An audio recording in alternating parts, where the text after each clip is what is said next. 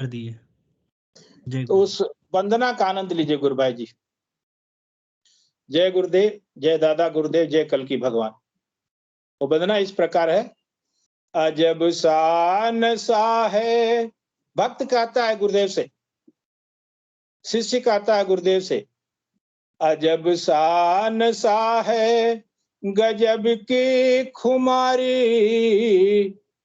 अजब शान सा है गजब की खुमारी, प्रभु आपने नाम जो दे दिया है, अजब शान सा है गजब की खुमारी, प्रभु आपने नाम जो दे दिया है, सिमरन किया जब से मदहोश हूँ मैं, सिमरन किया जब से मदहोश हूँ मैं, लगता है जैसे अमृत पिया है, अजब शान सा है गजब की खुमारी, प्रभु आपने नाम जो दे दिया है, एक ऐसा जादू समझ में न आए, पहली दफा है ये क्या हो रहा है, एक ऐसा जादू समझ में न आए, पहली दफा है ये क्या हो रहा है, नजर आ रहे हो मुझको चारों तरफ तुम, नजर आ रहे हो मुझको चारों तरफ तुम, गुरुदेव आखिर मुझे क्या हुआ है, अजब शान सा है गजब की खुमारी, प्रभु आपने नाम जो दे दिया है, अभी तक ही सुना था हमें ना पता था, अभी तक ही सुना था हमें ना पता था,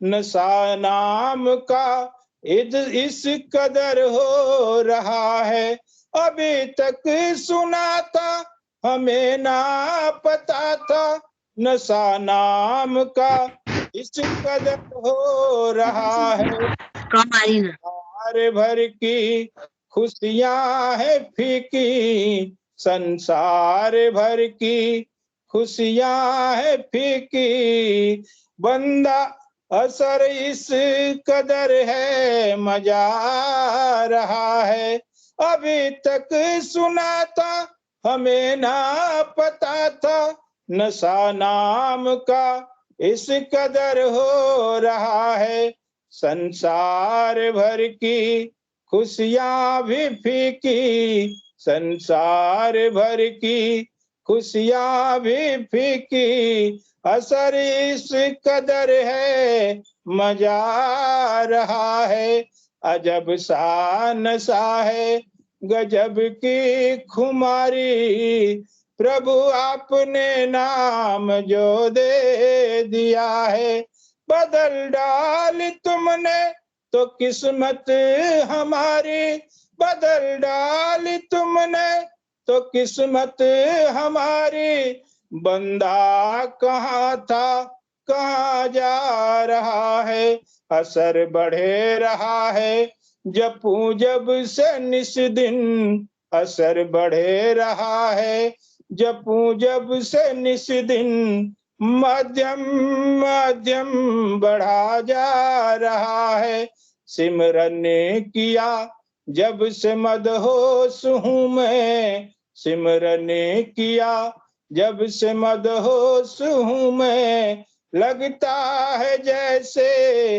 अमृत पिया है, अजब शान सा है गजब की खुमारी, प्रभु आपने नाम जो दे दिया है, न कोई फिकर है न चिंता कसम से, न कोई फिकर है न चिंता कसम से, मुझे लती कैसा लगा जा रहा है, गिरो मैं अगर लड़खड़ा कर कहीं पर गिरू मैं अगर, लड़खड़ा कर कहीं पर, पकड़ कहना भगवन किधर जा रहा है।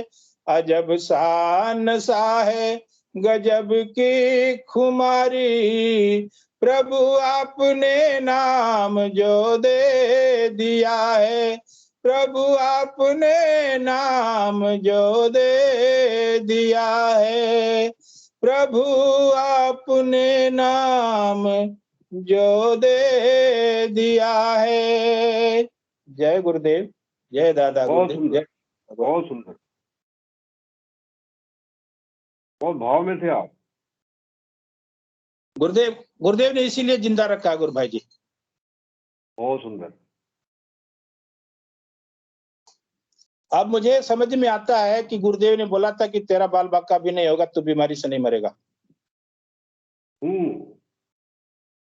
अभी आपसे बहुत सारे काम करवाने हैं। वो तो तैयार है। मैं तो गुरुदेव से तभी बोल कर आया था गुरु भाई जी की जब तक मेरे शरीर में सांस रही गुरुदेव आपके चरणों में जीवन समर्पित रहेगा। हम लोग छोटी छोटी गिलहरियां हैं। जी जी बिल्कुल उसमें कोई शक नहीं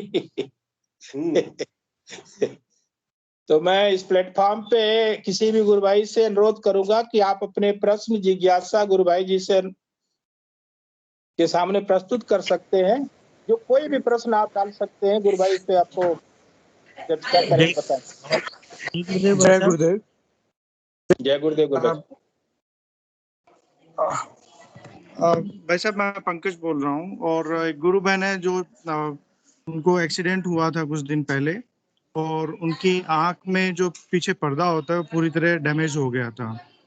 तो डॉक्टर्स ने स्टिचेस वगैरह लगा के आंख को ठीक किया था, लेकिन वो आंख अब धीरे धीरे छोटी होती जा रही है और डॉक्टर्स का कहना है कि वो परमानेंट ब्लाइंडनेस में चली जाएंगी अब, मतलब एक आंख से।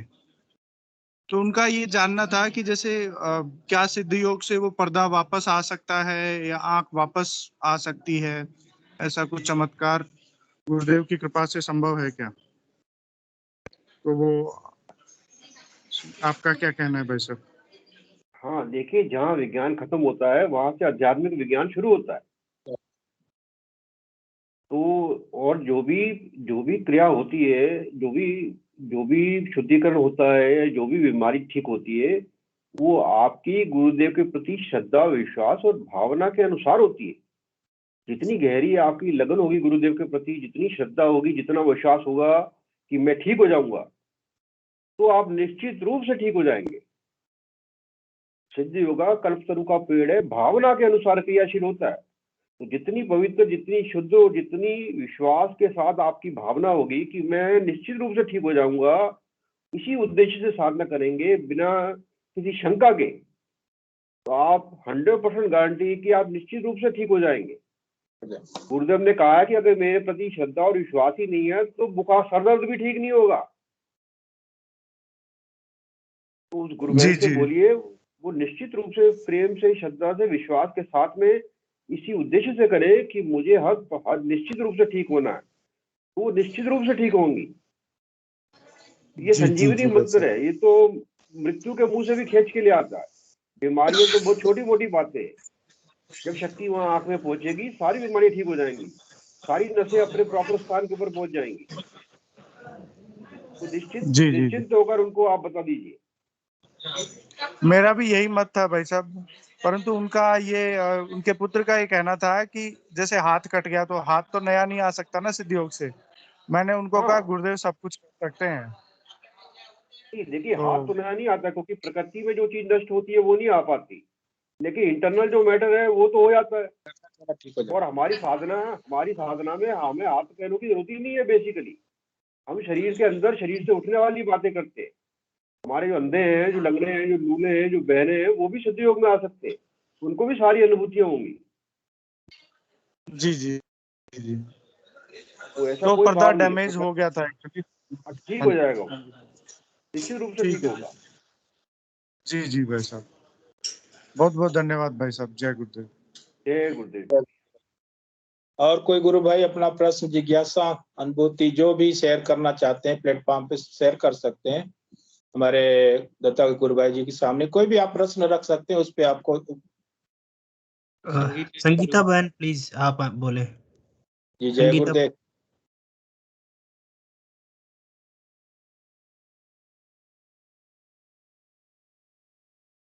गुरबान का स्वागत है। जय गुरुदेव सर। जय गुरुदेव। मैं फरवरी से कर रही हूँ, लेकिन बीच में थोड़ा सा लगा कि मुझे थोड़ा सा फिजिकल प्रॉब्लम्स हैं, लेकिन मुझे कभी कुछ फर्क नहीं पड़ रहा, बल्कि दिन ब दिन प्रॉब्लम ज्यादा बढ़ती जा रही हैं। समझ में नहीं आ रहा कि क्या है। और इवन जो भी मैं अपने मंदिर में पूजा वगैरह करती थी, मैं एक पंडित फैमिली से बिलोंग करती हूँ, बचपन से वही सब देखा है, लेकिन वो सब भी मैंने ऑलमोस्ट छोड़ दी है। ऑलमोस्ट क्या, बिल्कुल ही छोड़ दी है। और जैसे मैं बहुत हनुमान जी को भी मानती थी, वो सब बिल्कुल मैंने हनुमान जी को ही गुरुदेव को कहा कि आप ही गुरुदेव के अंदर है, यही सोच के मैं उनकी पूजा भी करती हूँ। लेकिन पता नहीं क्यों ऐसा हो रहा है कि कुछ भी सही नहीं हो रहा और ज्यादा बल्कि खराब हो रहा है। समझ में नहीं आ रहा, बहुत नेगेटिविटी आती जा रही है। अभी ऐसा मन उचाट होने लगा है, क्योंकि बहुत सारा टाइम हो गया और मन से अच्छे से श्रद्धा से मैं उनको मान भी रही हूँ, पर बेनिफिट नहीं हो रहा। समझ में नहीं आ रहा कि कहाँ लैग कर रही हूँ। हाँ, जी। देखिए लैग कहीं पर नहीं होता है। शक्ति का समय, हर व्यक्ति का शक्ति का कनेक्शन जुड़ने का समय होता है। तो आपने धीरे धीरे सब कुछ छोड़ दिया है, तो कुछ समय और साधना करिए, निश्चित रूप से आपको उसका फल प्राप्त होगा। मंत्र अपनी शक्ति का असर दिखाएगा। और जब भी हम साधना शुरू करते हैं तो कुछ हमारी प्रतिरोधी शक्तियां जो हमारी बॉडी के अंदर ही रहती हैं, जिनको हम राक्षस बोलते हैं या तमोगुणी वृत्ति बोलते हैं, वो सारे हमारे अंदर ही रहते हैं। तो गुरुदेव ने कहा है कि उस देवता को शक्ति दो, उस देवता को चेतन कर दो। तो कैसे शक्ति मिलेगी उस देवता को? नाम जप से मिलेगी, निरंतर ध्यान से मिलेगी। तो जैसे ही अंतर का देवता शक्तिशाली होगा, उस पर्टिकुलर केंद्र का, जहाँ की आपको जैसी भी बीमारी है, वो बीमारी निश्चित रूप से ठीक हो जाएगी। लेकिन वो देवता को शक्ति जब मिलना शुरू होती है, तो जो प्रतिरोधी शक्ति है वो कहती है कि अब तो मेरी मृत्यु होने वाली है, इसने तो ये मंत्र पकड़ लिया है, इसको और जरा तंग कर दो, इसको और जरा थका दो, इसको और जरा डरा दो। तो आपको बिल्कुल नहीं डरना। आपको बिल्कुल गुरु के ऊपर श्रद्धा और विश्वास आपका कमजोर नहीं होना चाहिए। आप साधना करिए, जैसे ही उस देवता को बल मिलेगा, उस पर्टिकुलर केंद्र के ऊपर शक्ति अपना काम करेगी, निश्चित रूप से आपकी सारी बीमारियां ठीक हो जाएंगी और आप आनंद मनाएंगी सदियों। इसमें आनंद ही आनंद है। Sorry to disturb. जैसे लोगों को बहुत आभास होता है कि गुरुदेव सामने हैं या क्वेश्चंस के आंसर्स देते हैं, ऐसा मुझे कुछ भी नहीं रियलाइज होता। मेरा ध्यान भी बहुत अच्छा नहीं लगता, बिल्कुल ऐसे नॉर्मल मेरी मूवमेंट होती है गर्दन की या थोड़ी सी कमर की, ऐसे एज सच मुझे, जैसे लोग कहते हैं कि हमें उस पार्ट की कुछ स्पेशल मूवमेंट्स होती हैं या कुछ ऐसा, एज सच भी नहीं होता। बाकी वो जरूर है कि मैं उस गुरुदेव की फोटो को अपने आज्ञा चक्र पर लाने की जरूर कोशिश करती हूँ, और अपने सामने ही रूम में उनकी फोटो रखी है कि 24 घंटे में उन्हीं को देखती हूँ। वो सब मैं करती हूँ, लेकिन पता नहीं कुछ सही हाँ, वो एक नहीं। मिनट में मैं समझ गया जी आपकी बात को, लेकिन एक बात आप समझिए पहले कि जी मैंने आपसे क्या बोला, ये सिद्ध योग जो है ये महायोग है। जी इसमें सारे योग सम्मिलित होते हैं। अब जी जिन साधकों को शारीरिक क्रियाएं होती है वो अभी हठयोगी है। जिनको प्राण की क्रिया होती है वो प्राण योगी है, अभी प्राणायाम के केंद्र के ऊपर है। जिनको मनोमय कोश की क्रियाएं होती है वो अभी मनोमय कोश में है। तो हो सकता है आपको कौन सा योग आपके लिए क्रियाशील होगा। मनोयोगी को राजयोग क्रियाशील होता है। अगर आपको शारीरिक कसरत नहीं हो रही है, आपको कोई फिजिकल प्रॉब्लम नहीं हो रही है, तो अपने आप समय के अनुसार होगी। कौन सा योग कब क्रियाशील होना है वो आपके अंदर हो चुका है। तो निश्चित रूप से आपको ये समझ आना चाहिए कि अभी मेरे अंदर इतनी या शारीरिक क्षमता नहीं है कि मेरे अंदर हठ योग शुरू हो जाए जी या प्राण क्रिया शुरू हो जाए। तो आपको राजयोग चल रहा है। राजयोग में तो थोड़ी सी गर्दन हिलती रहती है, मन केंद्रित रहता है। लेकिन बेसिक बात जो है, उस बीमारी को दूर करने के लिए, शरीर को शुद्ध करने के लिए, जब तक उस शक्ति को हम चेतन नहीं करते, उस मंत्र को चेतन नहीं करते, उस देवता को बल नहीं प्रदान करते, तब तक वो मंत्र थोड़ा असर नहीं दिखाता आपको। तो आप में परिवर्तन निश्चित रूप से हो रहा है, जो आपको दिखाई नहीं दे रहा। समय आने के ऊपर वो अपने आप ही प्रकट हो जाएगा, अपने आप ही दिखाई देगा आपको।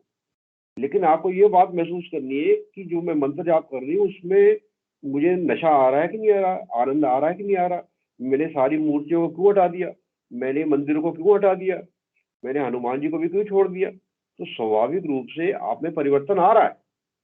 थोड़ा समय धीरज रखे, धैर्य रखे, तो परिवर्तन आ जाएगा। जय गुरुदेव जी। जय गुरुदेव। जय thank you sir. Deependra Gupta ji का स्वागत है। जय गुरुदेव गुरु भाई। जय गुरुदेव। जय गुरुदेव। तो मेरा गुरु भाई महेश दत्ता जी से एक प्रश्न है मंत्र जाप को लेकर कि जैसे मंत्र जाप कई बार करते हैं तो कई बार काफी कठिनाई आती है मंत्र जाप करने में, और कई बार मतलब ऐसा लगता है जैसे गुरुदेव की आवाज में हमें मंत्र जाप करना चाहिए या हमें खुद की आवाज में करना चाहिए। और एक कंफ्यूजन मुझे ये रहता है कि मतलब जैसे अपन गले से मंत्र को जाप करें या मन ही मन सोच के मंत्र जाप करना चाहिए। मतलब कुछ गुरु भाई कहते हैं कि अगर मंत्र जाप में परेशानी आ रही है तो मंत्र जाप नहीं करें, वरना उससे और ज्यादा नुकसान भी हो सकता है। तो मेरा ये प्रश्न है कि मतलब गुरुदेव तो कहते हैं कि 24 घंटे मंत्र जाप करें, तो क्या अगर हमें मंत्र जाप में परेशानी आ रही है या मानसिक तनाव बढ़ रहा है तो भी हमें मंत्र जाप की कोशिश करते रहना चाहिए या गुरुदेव पे छोड़ देना चाहिए और जब वापस सहज रूप में होने लगे तब करना चाहिए? देखिए, जब हम बिजली का बटन दबाते हैं तो बल्ब जलता है, तो सारी जितनी पीछे तारें लगी होती है उनमें करंट दौड़ने लगता है, तो तनाव में आ जाती हैं। तो तनाव का मतलब होता है टेंशन। तो कुंडली जगाने का मतलब ये टेंशन की साधना है। कुंडली एक टेंशन की साधना है। कुंडली के जागने का मतलब है आपकी नाड़ियों के अंदर करंट दौड़ने लगा है। कुंडली जागने का मतलब है आपके अंदर प्राण का प्रवाह जो है बहुत तीव्र हो गया है, तो आप तनाव में आएंगे, निश्चित रूप से आएंगे। और गुरुदेव आपको उस तनाव को सहने की ताकत देंगे, शक्ति प्रदान करेंगे, धीरज आपके अंदर बढ़ाएंगे। जितना जितना टेंशन आप सहन करते जाएंगे तभी तो आप प्रकाशित होंगे, तभी आप बल्ब की तरह प्रकाशित होंगे, सूर्य की तरह प्रकाशित होंगे।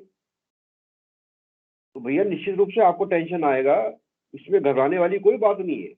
आपको मंत्र का जाप मन से ही करना है, बोलकर नहीं करना है, क्योंकि जब बोलकर जब किया जाता है उसका फल 10 गुना होता है। तो जब होठों को हिला हिलाकर छोटी आवाज में जब किया जाता है बुदबुदाकर, उसका फल 100 गुना होता है। लेकिन जो मानसिक जाप किया जाता है उसका फल 1 लाख गुना होता है। तो आपको मन ही मन मंत्र को जपना है। अभी आप मन से जप कर रहे हैं, मंत्र अपने आप धीरे धीरे गले में जाएगा, अपने आप छाती में जाएगा, अपने आप नाभि में जाएगा। जैसे ही मंत्र नाभि में जाता है आप कॉस्मिक एनर्जी से जुड़े आते हो, परमात्मा से जुड़े आते हो। उस वो कॉस्मिक एनर्जी पहले से ही आपके अंदर है कुंडली के रूप में। तो आपके जो शरीर की ऊर्जा को ब्रह्मांड की ऊर्जा से जुड़ना है। जो पिंड में है वो ब्रह्मांड में। तो धीरे धीरे प्रयत्न के द्वारा, साधना के द्वारा आपके शरीर की ऊर्जा ब्रह्मांड की ऊर्जा से जुड़ जाएगी। जैसे जुड़ जाएगी आपको सब अनुभूतियां हो जाएंगी, सब कुछ दिखाई दे जाएगा, सब समझ में आ जाएगा, सारा सिद्धयोग, सारा ज्ञान विज्ञान अपने आप प्रकट हो जाएगा। प्रेम से लगे रहिए भैया, घबराइए नहीं आप। जी गुरु कोई भाई। परेशानी ज्यादा बढ़ती है बढ़ने दीजिए, निश्चित घबराइए मत। जय गुरुदेव जी। जय गुरुदेव। श्वेता जी गुप्ता जी ने हैंड रेज किया, गुरुबान का स्वागत है।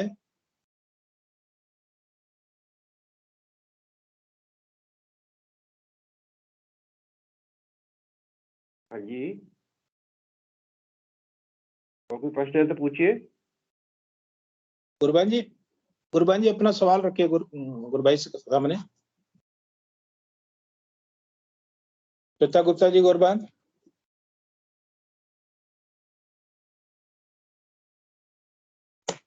मेरी आवाज पहुंच रही है आप तक? एक मिनट, इन्हें म्यूट पे हैं अभी ना, अनम्यूट करने के लिए बोलता हूँ मैं। मेरा अनम्यूट नहीं हो रहा था भाई। जी मेरा आपसे है गुरुदेव का मंत्र बहुत ज्यादा जपती हूँ या जपती नहीं, सुनती भी उनकी आवाज, तो मुझे नहीं आता है वो क्या गहरा होता है। आपकी आवाज क्लियर नहीं है। आवाज क्लियर नहीं है श्वेता बहन। गुरुबान जी आवाज क्लियर नहीं है आपका। माइक जी आ रही है आपको मेरी आवाज? जी अभी ठीक है, लेकिन माइक आपका म्यूट पे है। मेरा म्यूट पे हूँ। हाँ अभी म्यूट ही दिखा रहा है इधर। रवि भाई साहब आप पूछ लीजिए ना। जी आ रही है आपको मेरी आवाज? जी आ रही बोलिए। हाँ जी मैं ये पूछना चाह रही थी कि जब मैं गुरुदेव का नाम जप जो है मतलब जो मंत्र का जप करती हूँ तो मुझे बहुत ज्यादा नशा आता है, बहुत ही ज्यादा। मतलब मुझे हमेशा ऐसा लगता है कि मुझे सोना चाहिए, हमेशा मैं उठ नहीं पाती हूँ। फिर उसके बाद मुझे आवाजें आने लग जाती है, बहुत सारी आवाजें सुनाई देने लग जाती है मुझे। मेरे फ्लैट में हूँ तो ऊपर वालों की आने लगती है, या ऐसा लगता है बहुत दूर से भी आवाजें मुझे सुनाई देती है और बहुत क्लियर सुनाई देती है। और अब रिसेंटली मुझे ऐसा हुआ कि मुझे है ना अपने अकाउंट का मैंने खोला तो मुझे पता लगा कि कल मेरे अकाउंट में इतना अमाउंट होगा, और दूसरे दिन इतना ही अमाउंट मुझे दिखा हुआ वो। तो वो चीजें मुझे बड़ा वो लग रही है, 2-3 बार ऐसा हो गया कि मुझे एक अमाउंट दिखता है, वो अमाउंट हो जाता है। मतलब मैं कुछ ट्रेडिंग करती हूँ तो मुझे उस ट्रेडिंग में इतना ही अमाउंट मेरे अकाउंट में दिख गया, जबकि मुझे वो 3 दिन बाद में, मतलब मुझे आज दिखा, वो 3 दिन बाद मेरे अकाउंट में इतना ही बैलेंस आ गया। तो वो चीजें मेरी सोच है या क्या है, मुझे समझ नहीं आता। तो गुरु बहन जी कितनी आनंददायी अवस्था है आपकी, आपको तो खुशियां मनानी चाहिए, आपको तो खूब नाचना चाहिए, कूदना चाहिए, आनंद मनाना चाहिए। आप त्रिकालदर्शिता की तरफ बढ़ रही हैं। तो सिद्ध योग ये एक ऐसा योग है, आपको क्या घटित होने वाला, आपको तो स्वर्ग में कौन सा संगीत बज रहा है वो भी सुनाई देगा। लोग क्या कर रहे हैं, कहाँ नाम संकीर्तन हो रहा है, कौन से नाद कहाँ कहाँ ब्रह्मांड में कहाँ कहाँ बज रहे हैं, सारी सृष्टियों में क्या क्या हो रहा है, सब सुनाई देगा। तो कितनी विलक्षण अनुभूति है आपकी। तो निश्चित रूप से आप प्रेम से साधना करती जाइए, नशा आप में बढ़ेगा और बढ़ेगा, लेकिन आप में धीरे धीरे उस नशे को पचाने की हैबिट होती जाएगी। जितनी मात्रा में आपके अंदर धीरे डेवलप होगा, आपके अंदर संयम डेवलप होगा, आपके नियम बन जाएंगे अपने आप ही, आप निश्चित नियम से साधना करती जाएंगी, उतनी मात्रा में आप उस नशे को पचाती जाएंगी। तो जब आप नशे को पचा नहीं पाएंगी तो क्या होता है, तो साधक को नींद आ जाती है। तो साधक जो आलसी बना रहता है, हालांकि वो आलसी नहीं होता, क्योंकि वो तो चेतन हो गया, चेतन हो रहा है। आलस में भी वो चेतन रहता है, नींद में भी वो चेतन रहता है। तो जैसे कोई व्यक्ति सो रहा है तो हम उसको आवाज देकर उठाते हैं, तो वो आवाज किसने सुनी, जो अंदर चेतन तत्व है उसने सुनी। तो आप चेतन हो रही हैं, धीरे धीरे ये चेतना का स्तर आपका बहुत बढ़ता जाएगा। तो आप किसी बात से मत घबराइए, अभी तो ये शुरुआत हुई है, अभी आपको बहुत विलक्षण अनुभूतियां होंगी। सर एक और चीज पूछनी थी मुझे कि जब मैं सोती हूँ ना तो मेरा ब्रेन जो है वो सोता नहीं है और कोई बात करता है उससे, वो मुझे हाँ पता नहीं, समझ नहीं आता वो क्या है। मतलब वो हाँ मुझे बहन जी, सुबह भी इसका महसूस होता है। हाँ, ये रहस्य आपको आगे चल के अपने आप खुलेंगे। हम जो शिव और पार्वती की कथा सुनाते हैं लोगों को कि ये शिव पुराण है, उसमें भगवान शिव ने पार्वती से ऐसे कहा, पार्वती ने सवाल पूछा, शंकर भगवान ने जवाब दिया। तो वो जो सारे शिव शक्ति का संवाद है वो कहाँ घटित होता है, वो हमारे अंदर ही होता है। यही द्वैत से अद्वैत में जाने की कला है। ऐसे कोई शिव शक्ति बाहर नहीं है। ऐसे शिव पुराण जितने भी किताबें शास्त्र हैं वो सारे हमारे ऋषि मुनियों ने, हमने ही लिखे हैं, आप भी लिखेंगी। लेकिन वो संवाद में से अगर आपको एक अक्षर भी याद रहता है तो उसको आप नोटिफाई करिए। जी तो जितनी मात्रा में आपको, क्योंकि ऐसी जो समय समय के ऊपर कुछ ऐसी दिव्य अनुभूतियां होती है जिनको हम याद नहीं रख पाते, वो 5 ही मिनट के बाद वो हमारे हमारे स्मृति पटल से गायब हो जाती है, क्योंकि हम कारण शरीर से ऊपर उठ रहे होते हैं। लेकिन अगर आपको एक भी अनुभूति याद रहती है, एक भी लाइन याद रहती है, कविता की, कहानी की, लेख की, गुरुदेव के वाक्य की, या किसी परमात्मा ने कि किसी देवी अंश ने आपसे कुछ कहा हो, उसको आप लिपिबद्ध करिए, क्योंकि वो सब विलक्षण क्रियाएं करेंगे। वो आपको सूत्र देंगे, जो आप सूत्रों का विश्लेषण करेंगी तो बहुत सारे ग्रंथ बन जाएंगे एक एक सूत्र से। तो कोई भी मन में आपकी चर्चा हो रही है और आपको स्वप्न में भी, ध्यान की अवस्था में भी आपको कुछ एक भी शब्द याद रहता है, उसका याद रखने की कोशिश करिए, उसी समय लिखिए। क्योंकि अगर 10 मिनट का समय भी गुजर गया तो स्मृति पटल से वो ओझल हो जाता है, क्योंकि शक्ति कारण शरीर का शुद्धिकरण कर रही है, सब कुछ मिटा रही है। तो तो आगे सर प्रश्न फिर क्या? मैं ये सोचती हूँ कि मैं तो कुछ ज्यादा कुछ कर ही नहीं रही हूँ, बस नाम जप ही कर रही हूँ, तो मुझे आगे बढ़ने के लिए और क्या करना पड़ेगा? मतलब बेटे आपको नाम जप ही करना है और ध्यान करना है 15-15 मिनट, बस उतना ही काम है आपका, बाकी सब काम गुरुदेव का है। पर सर मुझे लगता है कि बस 15 मिनट में मैं वहां तक पहुंच पाऊंगी जहां तक मैं चाहती हूँ। मैं हमेशा गुरुदेव से ये कहती हूँ कि मुझे समर्पण दीजिए आपके प्रति, और बस मुझे आगे बढ़ाइए, ये हाँ। यात्रा में ही आगे बढ़ाई है। तो बेटा उसमें तो तुम्हें अपनी जीवन यात्रा को भी आगे बढ़ाना है, साधना को भी आगे बढ़ाना है। जब गुरुदेव देखेंगे कि तुम्हारी क्षमता बढ़ रही है तो अपने आप ध्यान की मात्रा बढ़ा देंगे सर्दियों में। लेकिन अगर तुम्हारे अंदर ध्यान की मात्रा गुरुदेव थोड़ी सी बढ़ा देंगे तो तुम्हें आलस आ जाएगा, तुम संसार के प्रति निष्क्रिय हो जाओगी। इसलिए हमें 15-20 मिनट से ज्यादा ध्यान में नहीं बैठना। जितनी हमारी क्षमता है ध्यान को बचाने की, ये जो क्षमता है धीरे धीरे डेवलप होती है। नहीं तो साधक आलसी हो जाता है, निष्क्रिय हो जाता है, लेकिन चेतन रहता है,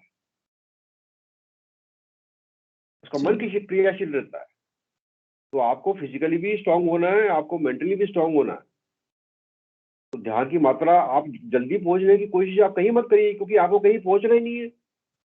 आप बचपन से पूर्ण है, जन्म से पूर्ण है, सब कुछ आपको पहले से ही प्राप्त है, पता नहीं है। तो जो पता नहीं है, जो आपकी जानकारी में नहीं है, उसका उद्घाटन होना है। वो उद्घाटन साधना के द्वारा 15-15 मिनट की साधना के द्वारा धीरे धीरे अपने आप होता जाएगा। सब चीजें आपके सामने उद्घाटित होती जाएंगी, आपको सारे रहस्य समझ में आने शुरू हो जाएंगे। तो कहीं आना और कहीं जाना नहीं है, कहीं पहुंचना नहीं है, कोई साधना नहीं है। साधना का मतलब है अपने शरीर का शुद्धिकरण, अपने बर्तन अंदर के हृदय की सफाई, अपने बर्तन की सफाई। साधना का सिर्फ इतना तारतम्य है कि हम नाड़ियों का शुद्धिकरण कर दें, हम शरीर का शुद्धिकरण कर दें। जब आपका शरीर शुद्ध हो जाएगा तो आपको शरीर का भान नहीं रहेगा कि मेरा शरीर है कि नहीं है। जब आपका प्राण शुद्ध हो जाएगा तो आपको पता ही चलेगा कि मैं सांस ले रही हूँ कि नहीं ले रही हूँ। जब आपका सूक्ष्म शरीर मनोमय शुद्ध हो जाएगा तो मन में विचार ही बहुत कम हो जाएंगे, शांत हो जाएंगे। आपका सूक्ष्म शरीर क्रियाशील हो जाएगा। और आप सूक्ष्म शरीर से भी परे हो जाएंगी तो आपका कारण शरीर चेतन हो जाएगा अपने आप ही। जब आप सोचेंगे कि ये संस्कार तो आते रहेंगे जाते रहेंगे, ये संस्कार अपने आप ही चले जाएंगे, अपने आप ही गुरुदेव जाने, उनका काम जाने, तो आप कारण शरीर से भी मुक्त हो जाएंगी। और जैसे ही आप कारण शरीर से मुक्त हो जाएंगी तो शिव शक्ति का जो संवाद अभी आपके मन में चल रहा है वो अपने आप ही विस्तार से प्रकट हो जाएगा। फिर आपको याद रखने की आवश्यकता नहीं है, फिर आपको लिखने की आवश्यकता नहीं है, क्योंकि फिर आप जो भी बोलेंगी वो शिव का संवाद होगा, वो शास्त्र होगा। तो वो संवाद आप दूसरों से करेंगी, फिर आपको अपने आप से करने की आवश्यकता नहीं रहेगी। तो ये जो अर्धनारीश्वर की हमारी यात्रा है, द्वैतवाद से अद्वैतवाद की यात्रा है। शिव शक्ति का मिलन होगा, राधा और कृष्ण का मिलन होगा। और जहां जहां हमारी इंद्रियां नाड़ियां एक दूसरे को काटती हैं वहां वहां हमें इनकी अनुभूति होती है। जब भी वो काटती है एक दूसरे को शरीर के अंदर तो हमें ये अपरोक्षा अनुभूति होती है, किसकी? अर्धनारीश्वर तत्व की। तो ऐसी अनुभूतियां आपको चलती रहेंगी जब तक आप उस अवस्था तक पहुंच नहीं जाती। बहुत अच्छी साधना चल रही है आपकी, प्रेम से लगी रही है आप, लेकिन नियम का ध्यान रखिए, 15-20 मिनट से ऊपर नहीं बचाना। अगर आपको आलस घेरता है, साधना मंत्र जाप कम कर दीजिए, साधना का समय कम कर दीजिए। मंत्र जाप कम नहीं करना, साधना का समय कम करना। हाँ सर, मैं मंत्र जाप तो मैं करती हूँ, वो मेरा ऐसा हो गया है कि वो रुकता ही नहीं है। पर मैं गुरुदेव की स्पीच ना दिन भर में 7-8 घंटे सुनती हूँ।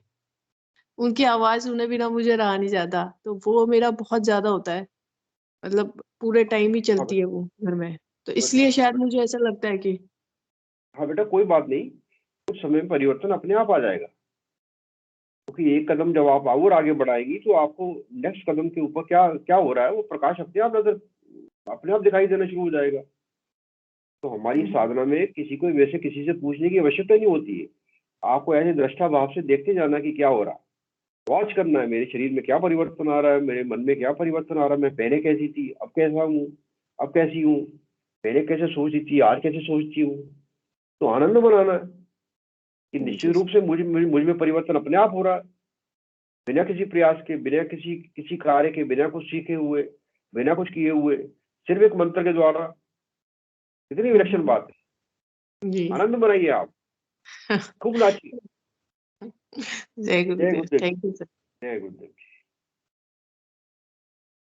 हाँ जी, संजीव भाटी जी ने हैंड रेज किया, आपका स्वागत है गुरु भाई जी। जय गुरुदेव जी। गुरु भाई, आवाज आ रही है मेरी? जी आ रही। जय गुरुदेव। जय गुरुदेव जी। गुरु भाई जय गुरुदेव। आप प्रश्न रखिए गुरु भाई। जी मैं जी गुरुदेव, मेरा ये है कि जैसे गुरुदेव की स्पीच सुनते हैं और जब ध्यान करते हैं तो मैं देखता हूँ कि ज्यादा गहरा ध्यान लगता है गुरुदेव की स्पीच अगर सुनते हैं ध्यान करने से पहले, और अगर किसी दिन स्पीच नहीं सुन पाए तो उतना गहरा ध्यान नहीं लगता है जितना स्पीच सुनने के बाद लगता है। ये कोई मतलब है इस तरीके का, या मेरे मन का ही वहम है ये गुरु भाई जी? देखिए, जो कुछ भी होता है, जो कुछ भी करता है, वो सब कुछ हमारा मन ही करता है। अगर आपका मन ऐसा सोचता है तो बहुत अच्छी बात है, इसमें क्या हर्ज है, इसमें क्या नुकसान हो रहा है? कुछ नहीं हो रहा है, तो आप ऐसा करते रहिए। क्योंकि सारी समस्याओं का समाधान हमारे मन में छुपा है, और सारी समस्याएं किसने पैदा की है? वो भी मन ने की है। तो अगर एक कांटे से दूसरा कांटा निकलता है तो दोनों एक समय आएगा, दोनों कांटों को हम फेंक देंगे तो मन की सारी समस्याएं हल हो जाएंगी। तो अगर आपको ऐसा प्रतीत होता है कि गुरुदेव की आवाज, वो गुरुदेव ने तो कहा है कि निश्चित रूप से कहा है कि हम मेरी आवाज को संग रखो, साथ रखो। कोई अच्छी बात है, अगर आपको ऐसा महसूस होता है तो आप ऐसा ही करिए, कोई हर्ज नहीं है इसमें। अच्छा गुरु भाई जी, मैं गुरुदेव के प्रति समर्पण और कैसे बढ़े? मतलब वैसे तो साधना चल रही है, लेकिन और ज्यादा समर्पण, गुरुदेव के प्रति प्रेम और समर्पण कैसे बढ़े? देखिए, मैंने आपको एक बार पहले भी सेशन में कहा है कि मुझे ऐसा लगता था अपने साधना काल में कि अगर मैं आज जहाँ मैं नहीं बैठ पाया, लेट हो गया किसी वजह से, तो मुझे लगता था मेरा करोड़ों रुपए का, अरबों रुपए का नुकसान हो गया। आपके मन में सिर्फ ये भावना रहनी है, जान के प्रति इतना आतुर होना चाहिए आपको कि आपको खाना भूल जाए, आपको पहनना भूल जाए, आपको सोना भूल जाए, आपको जागना भूल जाए, आपको हर काम भूल जाए। ये याद रहे कि मेरा समय हो गया ध्यान का। जब आपकी लगन गुरुदेव के प्रति बढ़ जाएगी, समर्पण आपको नहीं करना, समर्पण आपसे गुरुदेव स्वयं करवाएंगे। क्योंकि हम तो समर्पण कर ही नहीं सकते ना, हमारी योग्यता ही नहीं है, हम कैसे समर्पित हो? हमें तो जरा सी परेशानी आती है, हम लगता है गुरुदेव ठीक करिए, और हमारा समर्पण डावाडोल हो जाता है। गुरुदेव जरा सी परीक्षा लेते हैं, जरा सी कोई परेशानी आती है, जरा सा दुख मिलता है हमें, जरा सी कोई समस्या आती है, हमें लगता है गुरुदेव ठीक करे, तो हमारा समर्पण तो हमेशा ही डोलता रहता है। हम समर्पण करने के अधिकारी नहीं है, हमें समर्पण करना आता ही नहीं, ना आ सकता। समर्पण गुरुदेव आपसे धीरे धीरे करवाते हैं। जैसे जैसे आपकी श्रद्धा गुरुदेव के प्रति विश्वास पक्का हो जाता है कि गुरुदेव मैं तो मरने के लिए तैयार हूँ, कुछ भी हो जाए, अच्छा हो बुरा हो, तो जब दृष्टा भाव आपके अंदर डेवलप होना शुरू हो जाता है कि मेरे साथ अच्छा हो रहा है या बुरा हो रहा है, कुछ भी होने दो, मैं तैयार हूँ, इसी यहाँ से समर्पण शुरू होता है। जब आप गुरुदेव से कुछ भी मांगना बंद कर देते हैं तो आप शरीर से ऊपर उठना शुरू कर देते हैं। जब आप गुरुदेव से कुछ भी अनुभूति के बारे में बात करना बंद कर देते हैं कि मेरे को कोई अनुभूति नहीं चाहिए, मेरे को तो सिर्फ आप अपना दर्शन कराइए, मुझे अपने आप से मिलाइए, आत्म साक्षात्कार कराइए, तब आप सूक्ष्म शरीर से भी ऊपर उठ जाते हैं। जब आप सोचते हैं कि मेरे मन में विचार आ रहे हैं उल्टे सीधे, आने दीजिए, जाने दीजिए, मैं इनका करता नहीं हूँ, गुरुदेव आप जानो, तो आप कारण शरीर से भी ऊपर उठ जाते हैं। जब आपको अपने स्थूल शरीर का भान नहीं रहता, फिर आपको अपने सूक्ष्म शरीर का भी भान नहीं रहता, वो क्या देख रहा है, क्या नहीं, कहाँ जा रहा है, वो बाहर में गया, मुझे नहीं देखना। फिर आपको सुनाई देना शुरू हो जाता है, वो कहता है मैंने सुन लिया, अब मेरे को ओम का टंकार सुनाई देगी तो ही सुनूंगा मैं, ना सुनते सुनते तो मैं थक गया हूँ। तो आप फिर वो विज्ञान में कोष से भी ऊपर उठ जाते हैं, कारण शरीर से भी ऊपर उठ जाते हैं। तो धीरे धीरे गुरुदेव से प्रार्थना करते रहिए, आगे बढ़ते रहिए। गुरुदेव तो आपको चमत्कार दिखा रहे हैं, आपको हाथ जोड़कर उनको नमस्कार करना कि गुरुदेव थक गया हूँ, गुरुदेव बस करो, आप ये आगे की यात्रा करो, बस थक गया हूँ मैं। लेकिन उसमें आपकी जो समस्या है, आपकी जो भौतिक क्रियाकलाप है, उनसे आपको अलग हट जाना है। तो आप ये मान के चलिए कि संसार में मेरे को कर्म करना है और अध्यात्म मेरे को गुरुदेव की साधना करनी है। तो फिर आप अपने आप ही, जब आप संसार से अपने आप को अलग कर लेंगे, अध्यात्म से जोड़ लेंगे, तो जैसे ही आप अध्यात्म से जुड़ेंगे तो संसार उसमें अपने आप ही आ जाएगा। लेकिन अभी हम उल्टा करते हैं, अभी हम संसार से संसारिक होने की वजह से हम संसार को प्राथमिकता देते हैं, तो गुरुदेव की हमारी जो साधना है वो सेकेंडरी है। हम सोचते हैं हमारी शरीर की समस्याएं हल हो जाए, हमारे मन की समस्या हल हो जाए, लेकिन हम जब सारी समस्याएं गुरुदेव को छोड़ देते हैं और अध्यात्म को पकड़ लेते हैं, तो अध्यात्म से जो परिवर्तन होता है वो शरीर में, संसार में, हमारे सामाजिक परिवेश में अपने आप ही होता रहता है। लेकिन क्योंकि हमें नीचे से चढ़ाई करने की आदत है, तो गुरुदेव ने भी कहा है कि इस प्रक्रिया को उलट दो, तो हमने उस प्रक्रिया को उलट दिया। तो धीरे धीरे हम जब उस प्रक्रिया में शामिल हो जाते हैं, तो हमारी सारी समस्याओं का समाधान अंदर से अपने आप होना शुरू हो जाता है। लेकिन तो आपको कोई प्रयास नहीं करना, समर्पण गुरुदेव आपसे अपने आप ही करवाएंगे। आपको अपने आप को जानने की इच्छा आपके मन में नंबर 1 के ऊपर आ जानी चाहिए। मैं कौन हूँ, कहाँ से आया हूँ, क्यों आया हूँ, कैसे आया हूँ, कहाँ जाऊंगा।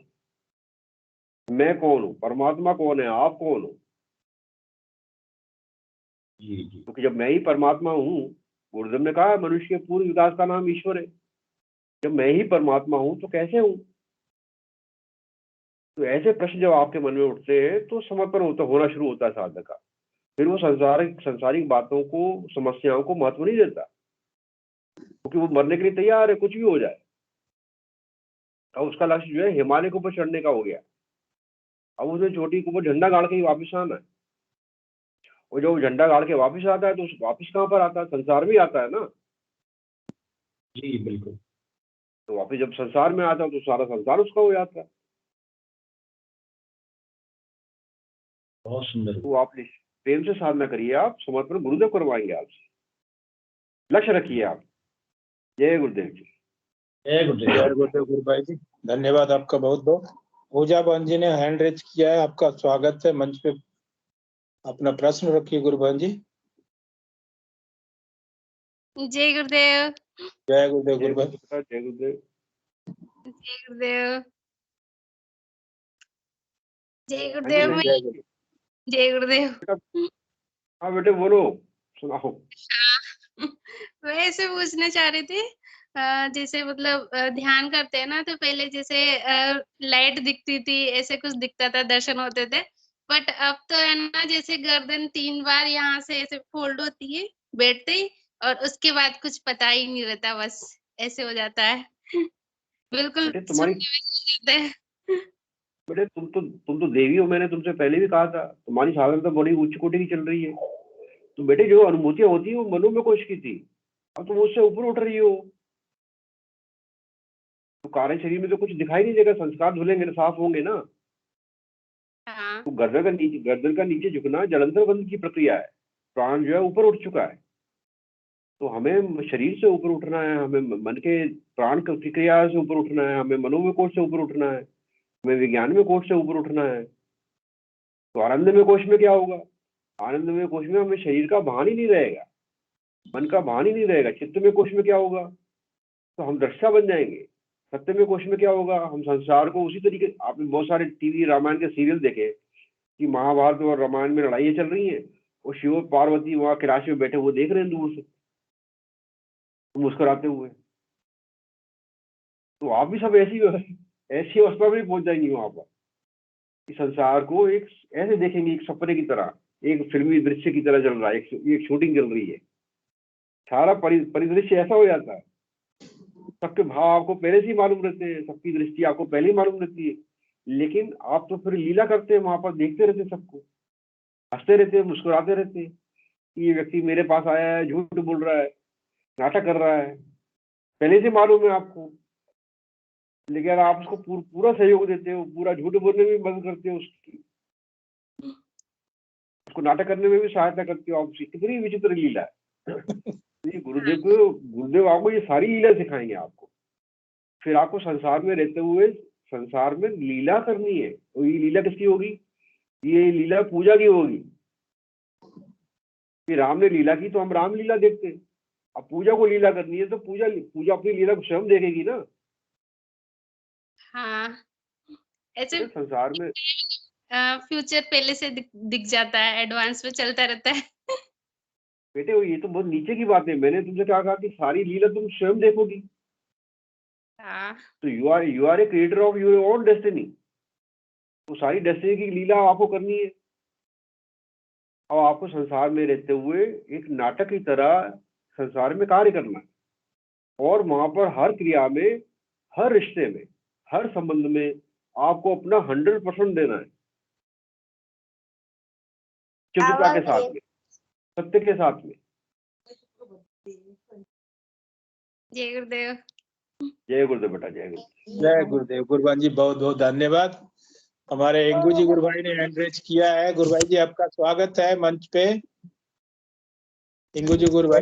दत्ता जी, गुरुदेव के जय श्याम के गुरुदेव। दीप का आपका हार्दिक स्वागत है।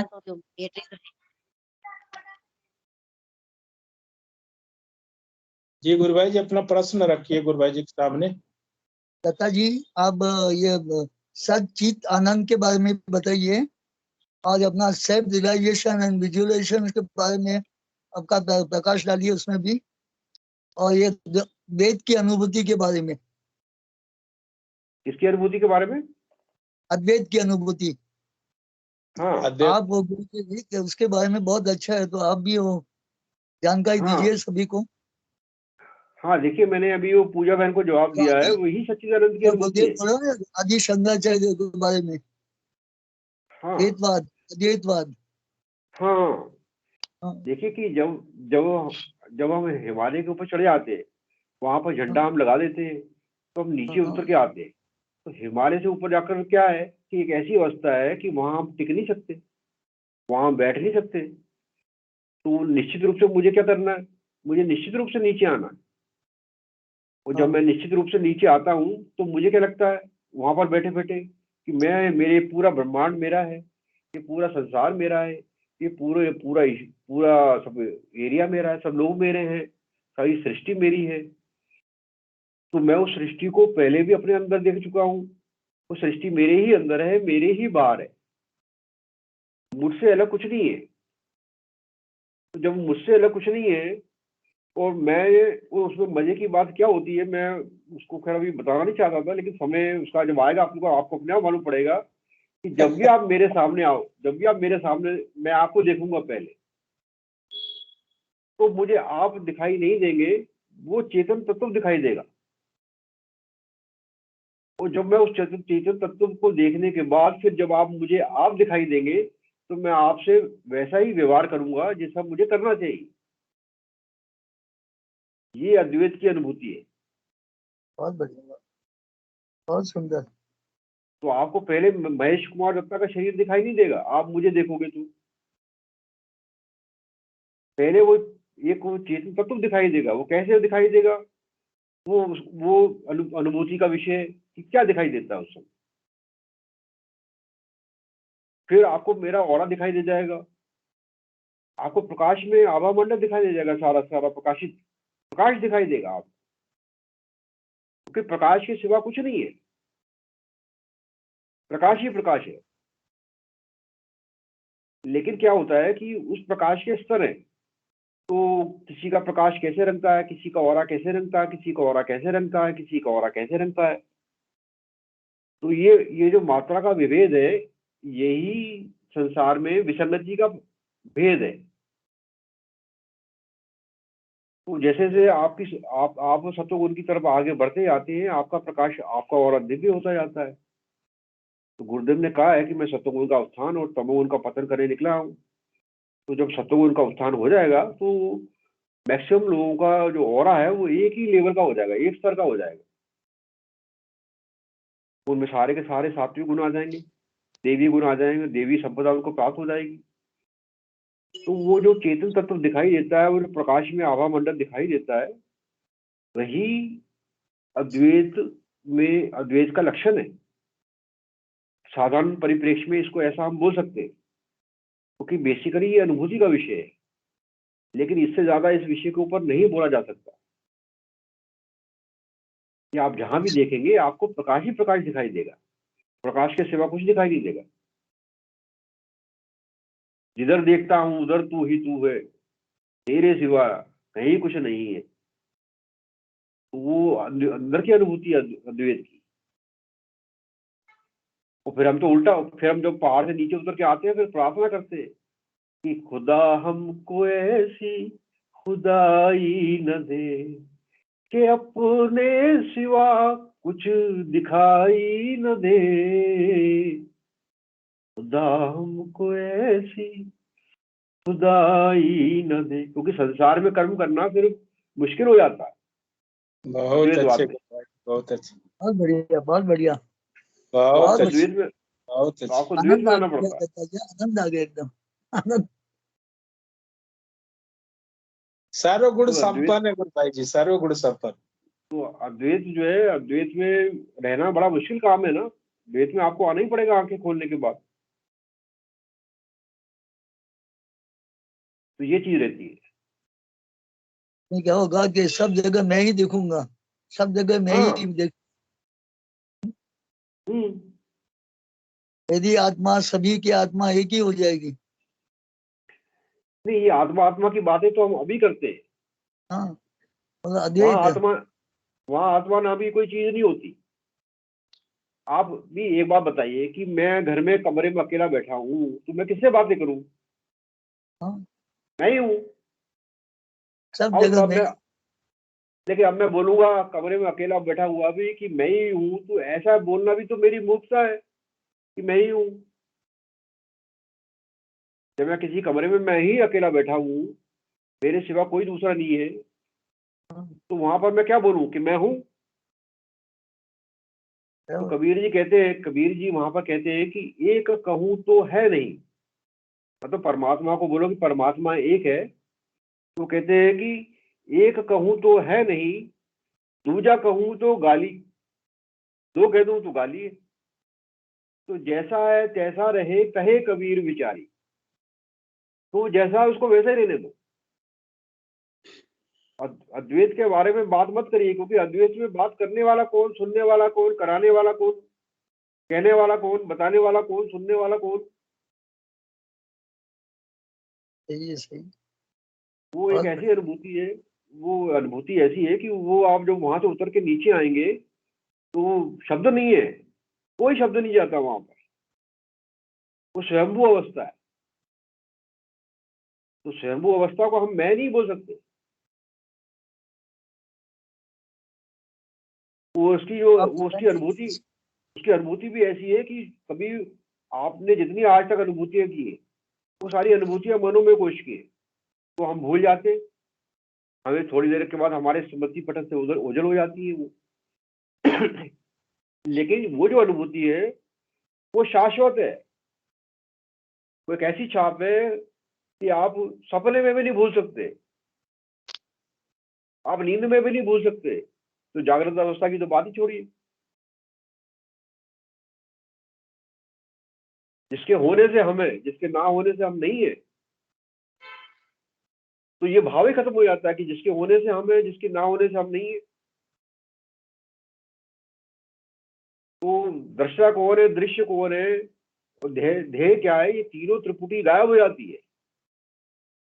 कौन दोनों देखने एक वाला, हो कौन जाता है। सुनने वाला, हाँ कौन देखने वाला, कौन सुनने वाला, कौन कहने वाला, सारे प्रश्न गिर जाते हैं। जब मन में कोई प्रश्न नहीं रहता तो वो प्रकट होता है, और जब वो होता है तो कुछ नहीं होता। ये सारा प्रश्न का एंड आ जाता है, सभी प्रश्नों का एंड आ जाता है। अब कोई प्रश्न ही नहीं है, किससे हाँ, प्रश्न करूं?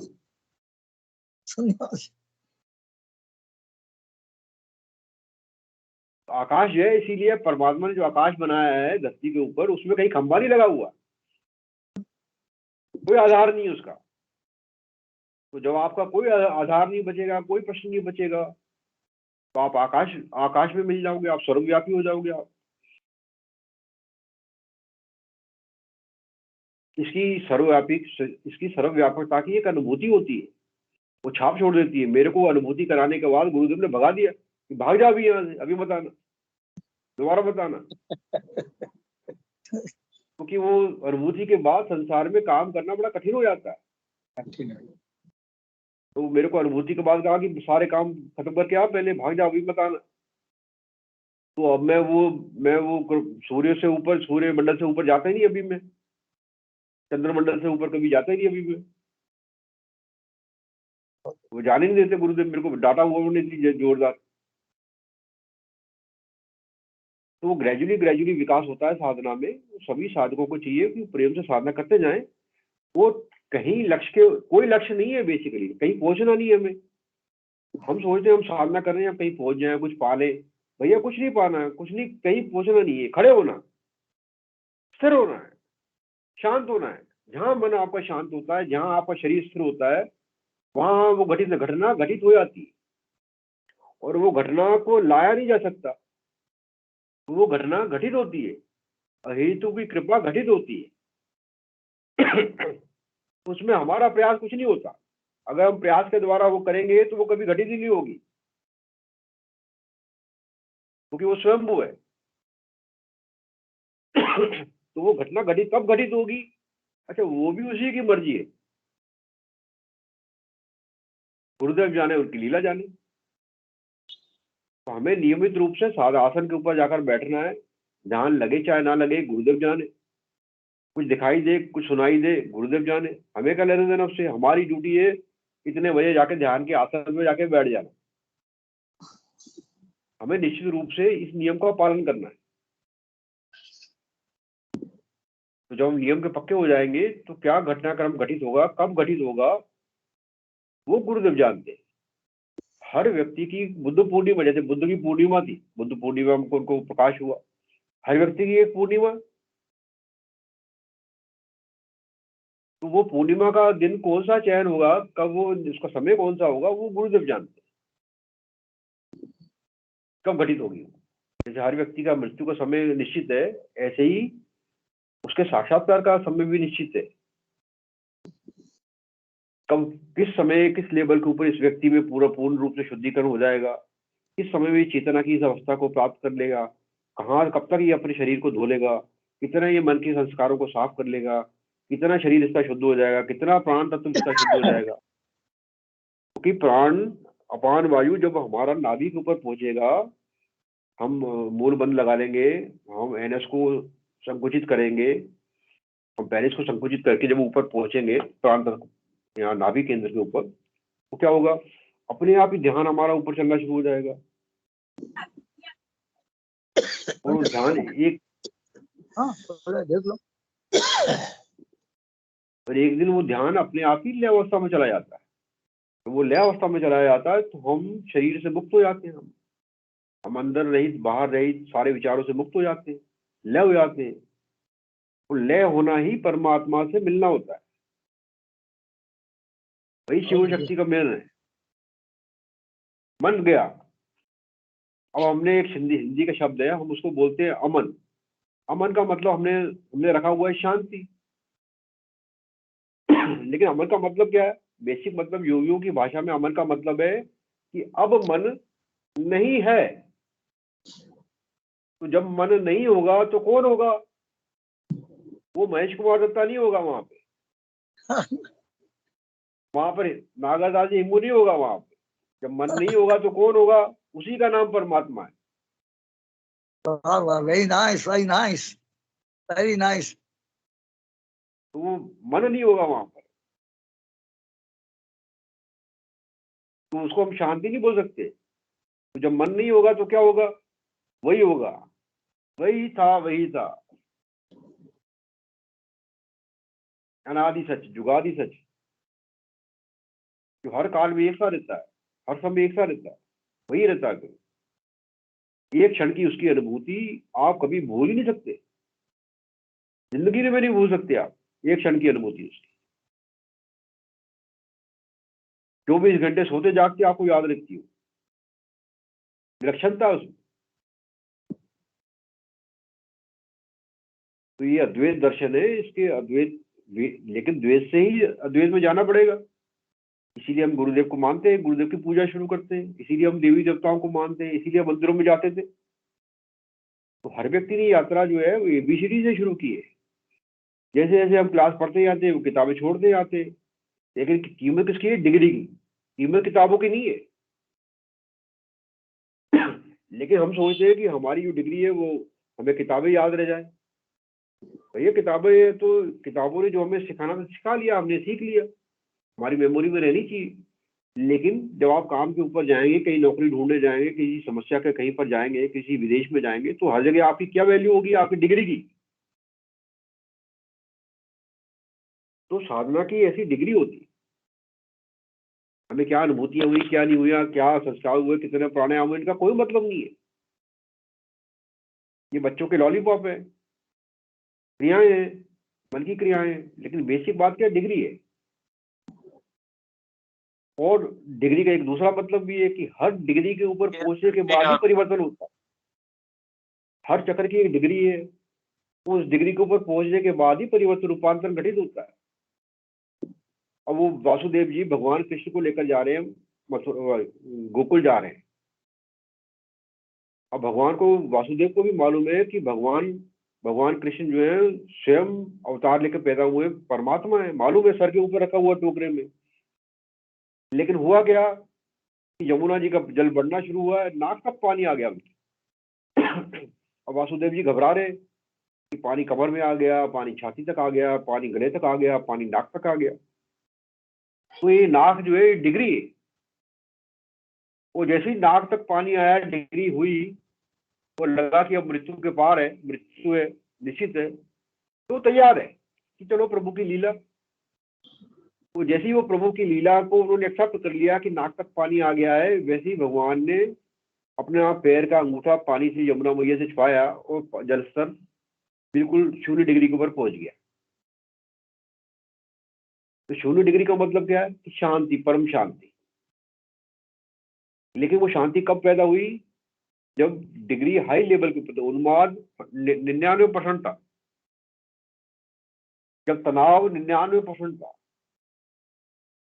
जब तनाव 99% था, तो शांति कब प्रकट हुई? फिर 99 के बाद गिनती फिर 0 पे जाएगी ना, 0।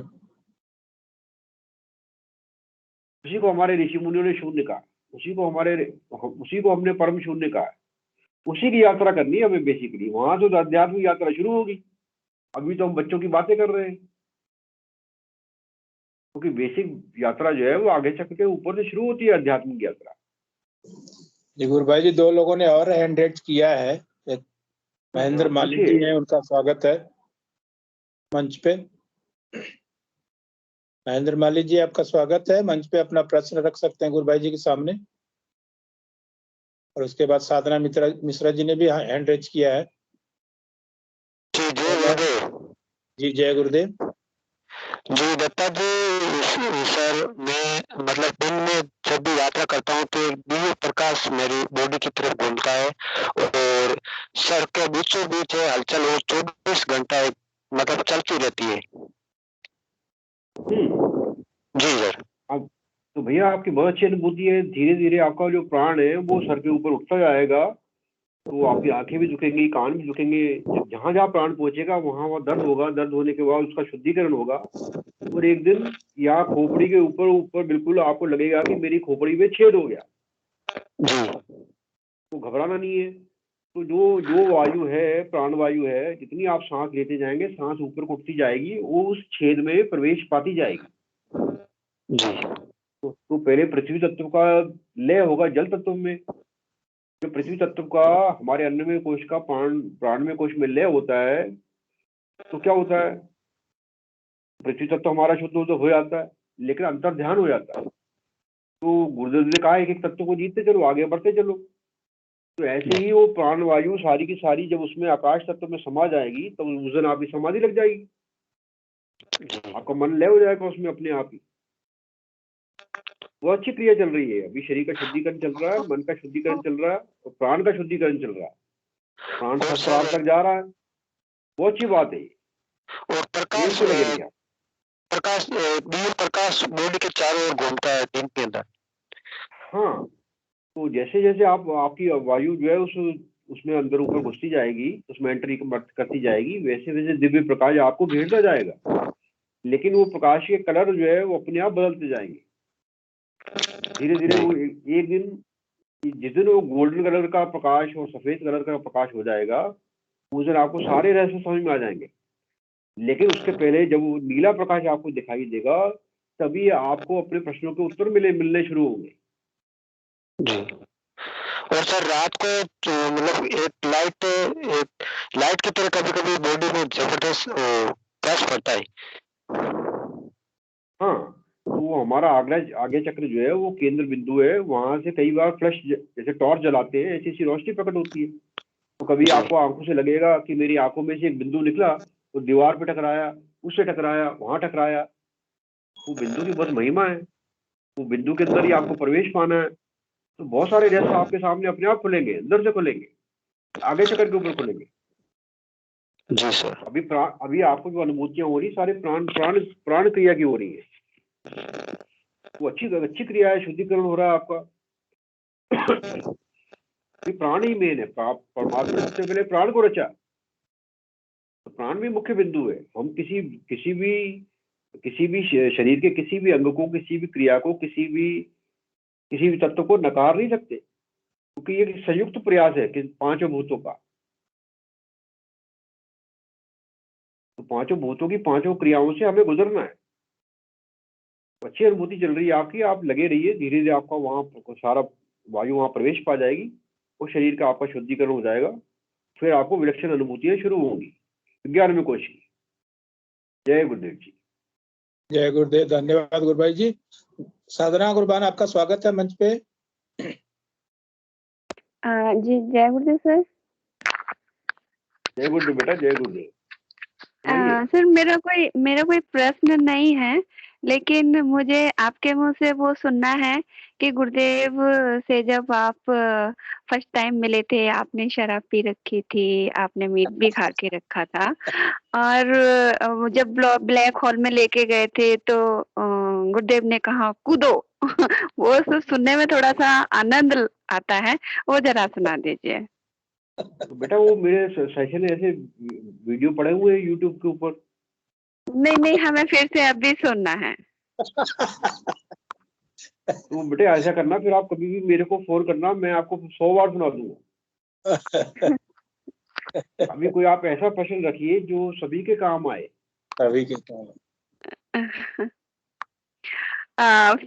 फिर आप सबको ये बता दीजिए कि हमारे जैसे धन का समर्पण हो जाता है, और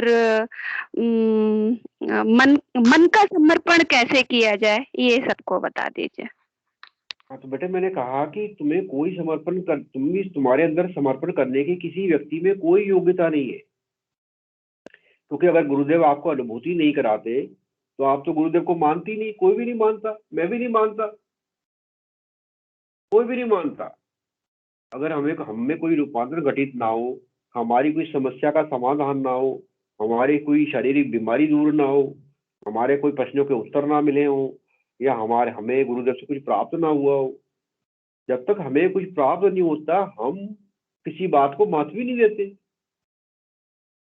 भाग में गुरुदेव, कौन मानता है गुरुदेव को? किसी ने नहीं, कोई नहीं मानेगा। फिर अगर आपको आनंद नहीं मिला, गुरुदेव के मंत्र से कुछ प्राप्ति नहीं हुई, तो आप गुरुदेव को मानेंगे नहीं। हर व्यक्ति गुरुदेव को दूसरे दिन छोड़ देगा कि मुझे तो यहाँ से कुछ हासिल नहीं हो रहा, छोड़ दो। तो समर्पण जो है वो आप नहीं करते, गुरुदेव करवाते हैं।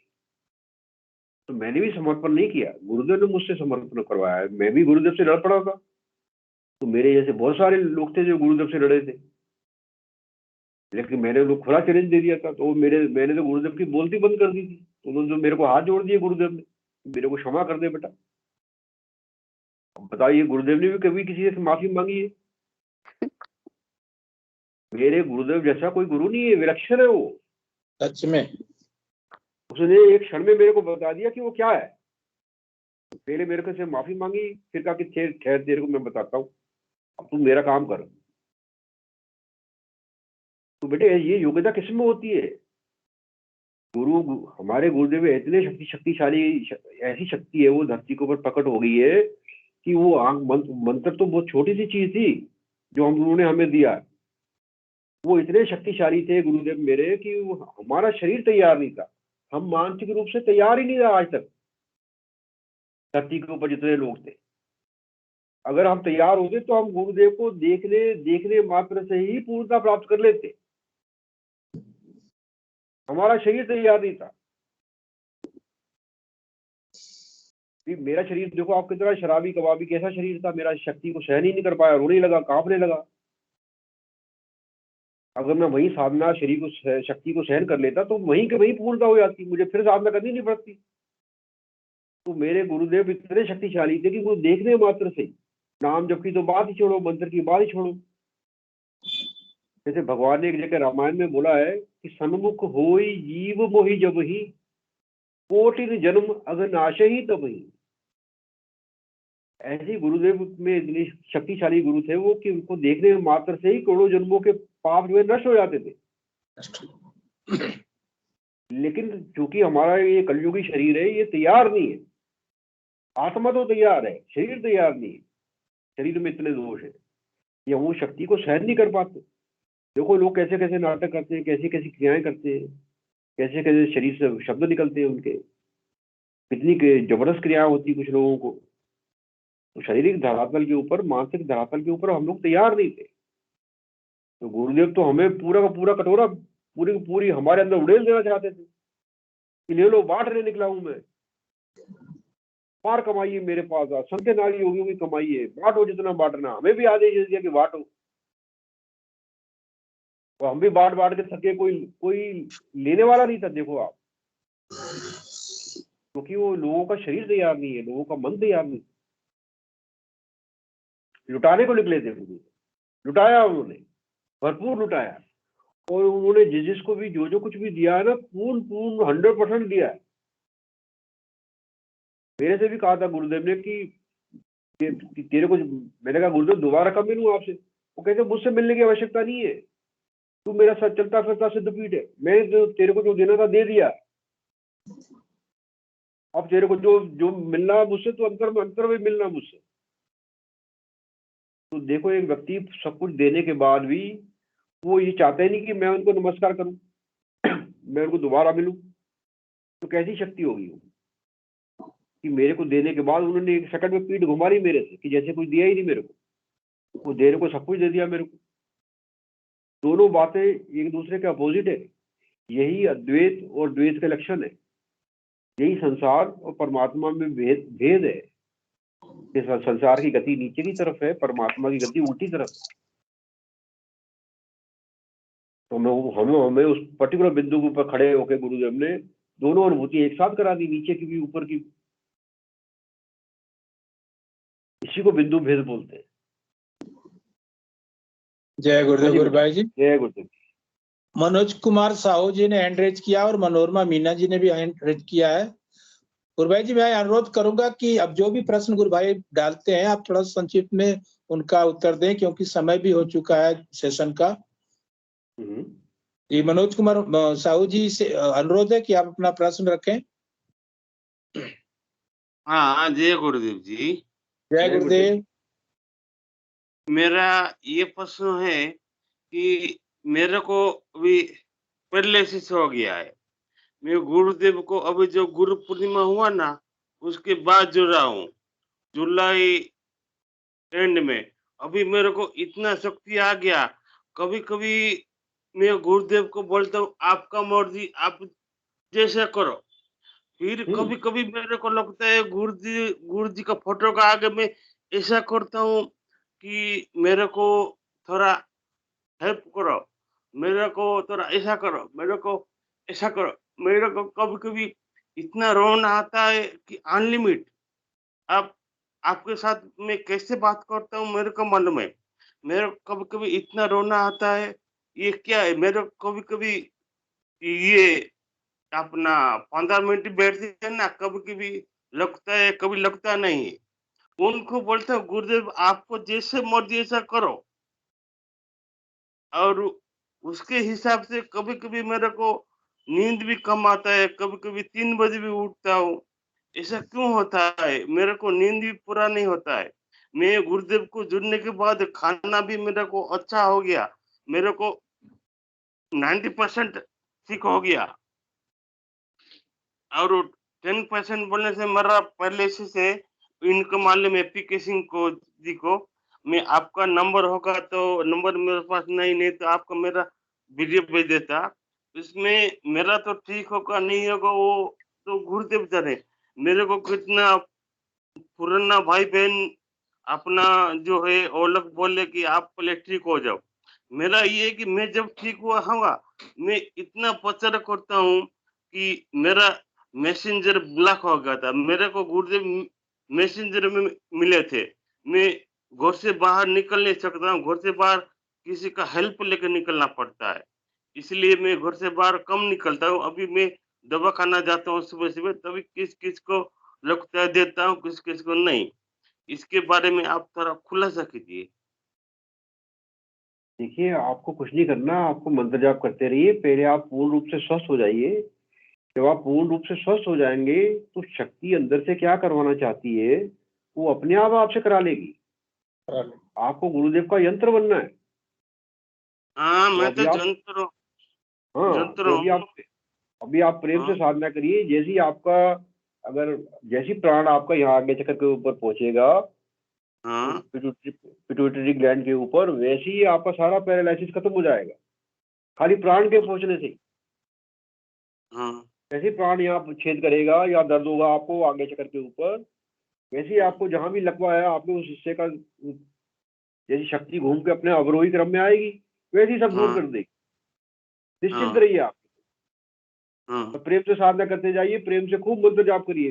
नींद आपकी कम हो गई, कोई घबराने की आवश्यकता नहीं है। आपके शरीर में कोई बीमारी नहीं आएगी। खूब खाइए पिए, खूब मंत्र जाप करिए। मैं तो मंत्र जाप करता हूँ, मगर कभी-कभी छूट जाता है। कोई बात नहीं, मंत्र जाप के ऊपर फोकस करिए। ध्यान भी इतना जरूरी नहीं है। पहले आप स्वस्थ होइए। जब आप स्वस्थ हो जाएंगे, कहते हैं ना, जब मन चंगा तो कटौती में गंगा। जब आपका मन स्वस्थ हो जाएगा, शरीर स्वस्थ हो जाएगा, तब हम बात करेंगे। ठीक है गुरु भाई, प्रेम से मंत्र जाप करिए आप। जय गुरुदेव गुरु भाई जी, धन्यवाद। मनोरमा मीना जी से अनुरोध है कि अपना प्रश्न रखे गुरु भाई जी के सामने। जय गुरुदेव सभी को।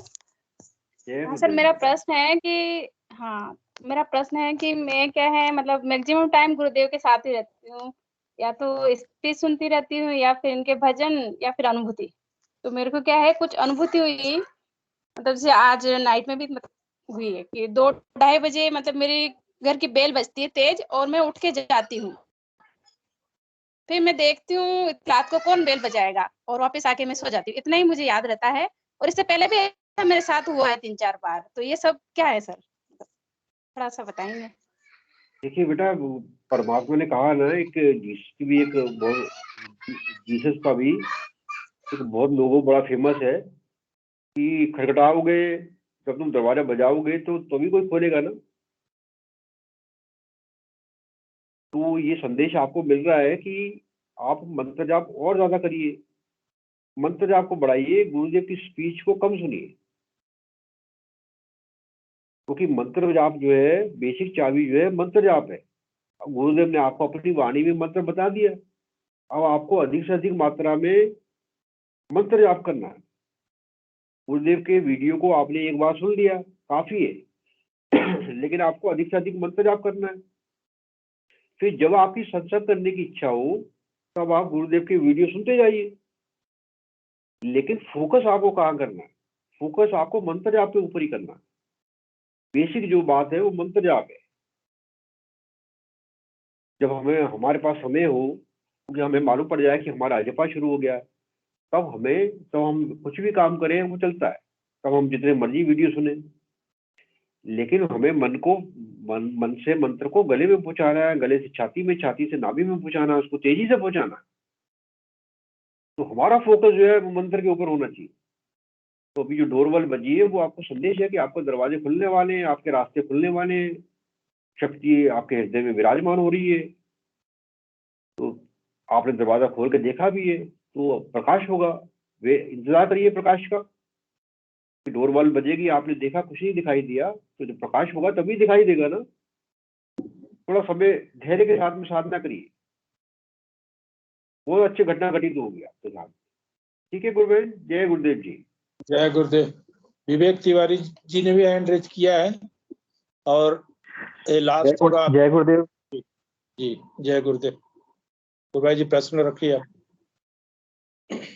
गुरु भाई, मैं ये पूछना चाह रहा हूँ, जैसे ध्यान करने बैठते हैं ना, तो जैसे गुरुदेव का मंत्र जपते हैं, मंत्र जपते जपते है ना पता नहीं क्या क्या जपा जाता है, और लास्ट में जो गुरुदेव की जो मंत्र का जो लास्ट का वो शब्द है ना वो उच्चारण में आता है। हाँ हाँ, तो कोई अर्ज नहीं है।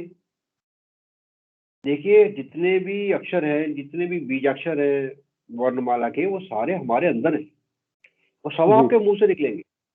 शक्ति जब जिस समय जिस अक्षर के ऊपर काम करेगी, उसके जितने मंत्र हैं वो सब आपके सब मुख से निकलेंगे अपने आप।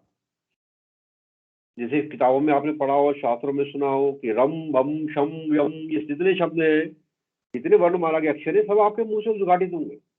उसका मतलब है कि आप जब आप उस क्षेत्र में जा रहे हो तो वहीं की वैसी भाषा आप बोल रहे हो, जैसा देश वैसा भेष। तो अगर शब्द आपके मुंह से उच्चारित होते हैं, इसमें घबराने की कोई बात नहीं है, लेकिन आपको घूम फिर कर वापिस अपने मंत्र के ऊपर आ जाना। मन आपको कहीं भी ले जाए। मैं जैसे मंत्र जप रहा था ना तो मैं तो घबरा गया था, मैंने कहा ये क्या मैं जप रहा हूँ। नहीं, आप बिल्कुल मत घबराइए, क्योंकि ऐसे उच्चारण मुंह से आपके निकलते रहेंगे, अपने आप निकलेंगे। और अभी आप इनके शब्दों की बातें छोड़िए, आपके मुंह से शेर बिल्ली कुत्ते जैसी बहुत सारी आवाजें निकलेंगी, कोयल की आवाजें निकलेंगी, सांप की तरह आप फुफकारोगे, शेर की तरह दहाड़ोगे, कौए की तरह आवाजें निकालोगे, मोर की तरह आप चिल्लाओगे, बहुत कुछ होगा अभी। नहीं, पिछले संडे को गुरु भाई मैं आपकी स्पीच सुन रहा था। स्पीच सुनते सुनते ना मेरे को गुरुदेव की जो अपनी मूर्ति है ना वो उसके दर्शन हुए थे, और उसी समय करीब 85 मोमडन की लेडीजें दिखाई दी थी गुरुदेव की मूर्ति के आसपास। और वो देखने के बाद में मैं करीब 10 मिनट के लिए सो गया था। फिर जगने के बाद में फिर मैं आपकी स्पीच सुनने लगा, और स्पीच सुनते सुनते ना गुरुदेव मेरे को ब्रह्मांड में दिखाई दिए, और गुरुदेव के आसपास बहुत सारे क्या नाम है तारे पिंड वगैरह सारे दिखाई दिए थे। तो भैया इसका मतलब है निश्चित रूप से गुरुदेव ने आपको किसी विशेष कार्य के लिए तैयार कर रहे हैं गुरुदेव आपको, क्योंकि अगर आपको कोई लेडीज ऐसी मॉडर्न लेडीज दिखाई दी है, वो कुछ आपकी तरफ आ रहे हैं लोग, तो अगर आपको कोई जनसंख्या में कोई ऐसे लोग दिखाई दे जो आपकी तरफ आ रहे हो या आप उनको देख रहे हो, तो इसका मतलब है कि इतने लोगों तक आपको यंत्र रूप में गुरुदेव का मंत्र पहुंचाना है। तो ये एक गुरुदेव निर्देश करते हैं कि ये इस दिए का प्रकाश 10 फुट में पहुंचेगा, इस दिए का प्रकाश 20 फुट में पहुंचेगा, इस दिए का प्रकाश 1 किलोमीटर तक पहुंचेगा, इस दिए का ये दिया प्रकाशित होगा तो ये 100 किलोमीटर तक प्रकाशित करेगा। तो हम लोग गुरुदेव के छोटे छोटे दीपक हैं, और हमें अपनी क्षमता के अनुसार जलना है, वो उतने एरिया में प्रकाशित करना है, उतने एरिया को। तो आपको एक दिशा निर्देश मिला है, निश्चित रूप से इसका समय आएगा और इसका उद्घाटन होगा। आप प्रतीक्षा करिए, वो प्रेम से सामने करिए। जय गुरुदेव जी। जय गुरुदेव गुरु भाई जी, धन्यवाद। और इस सेशन को मैं हिंगू जी गुरु भाई से अनुरोध करूंगा कि गुरुदेव के चरणों में समर्पित करें। आज का सेशन काफी लंबा हो गया आपके आने से। धन्यवाद। सर एक मिनट सर प्लीज। वो इस संसार में रहते हुए थोड़ा हसीबा खेलीबा ये वाला लाइन जो है ना, जरा आप बोलिए, मैंने सुनी है आपके मुंह से। बोल दीजिए। बेटे क्या है कि गुरु गोरखनाथ जी की वाणी है, हसीबा खेलीबा धरीबा ध्यानम। तो हमें कोई ध्यान में खो नहीं जाना है, हमें किसी चीज में लिप्त नहीं होना, ना ध्यान में लिप्त होना है। तो हमें संसार के सारे काम करने हैं कि हमारी ये साधना में भोग और मोक्ष जो है साथ साथ चलते हैं। हम किसी को आगे बढ़ के प्राथमिकता नहीं दे सकते, लेकिन क्योंकि भोग और मोक्ष साथ साथ चलेंगे हमारे, तो हमें भोग भी करने हैं, हमें योग भी करना है। तो हमें हंसते खेलते हुए याद साधना करनी है। वो बेटे एक बात ध्यान रखो कि संसार में तुम्हें कोई हंसने नहीं देगा, सब तुम्हें रुलाएंगे। तो तुम्हें हंसने के पलों को चुराना है, संसार में से खेलने के पलों को चुराना है, नाचने के पलों को चुराना है, गाने के पलों को चुराना है। हसीवा खेलीवा धरीवा ध्यानम। ध्यान तुम्हें कोई करने नहीं देगा, तो ध्यान के पलों को भी तुम्हें चुराना है 15 मिनट को। तो अपने 24 घंटे के समय में तुम्हें 15-15 मिनट के समय को चुराना पड़ेगा, निकालना पड़ेगा प्रयास के द्वारा। ऐसे ही हंसने हंसने के समय को तुम्हें निकालना पड़ेगा, तुम्हें चुराना पड़ेगा 24 घंटे में। मैं कब हंसूं, क्योंकि तुम्हें कोई हंसने नहीं देगा। ऐसे गाने के लिए, ऐसे नाचने के लिए तुम्हें समय चुराना पड़ेगा। और ये तुम्हें अपनी, यहाँ तुम्हें अपना थोड़ा सा, तुम्हें अपने मन के द्वारा काम करना पड़ेगा, प्रयास के द्वारा काम करना पड़ेगा कि मुझे ध्यान का समय भी चुनाना है, मुझे हंसने का समय भी चुनाना है, मुझे खेलने का समय भी चुनाना है, मुझे नाचने गाने का समय भी चुनाना है।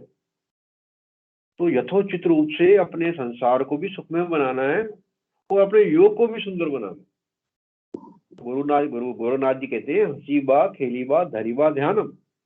जब आप हंसेंगी, आप खेलेंगी, आप ध्यान करेंगी तो सारे काम सुचारू रूप से होते जाएंगे, प्रसन्न चित्त से होंगे। यही इसका मतलब है बेटा, प्रसन्न चित्त से सारे काम करना है। ठीक है बेटा? जय गुरुदेव। जय गुरुदेव सभी को। गुरुदेव की दिव्य चेतना सभी में सिद्ध हो, जगत व्यापी हो और जगत के कल्याण के लिए हो। जय गुरुदेव सभी को। बहुत बहुत जय गुरुदेव। जय गुरुदेव, जय गुरुदेव, जय गुरुदेव, जय गुरुदेव, जय गुरुदेव।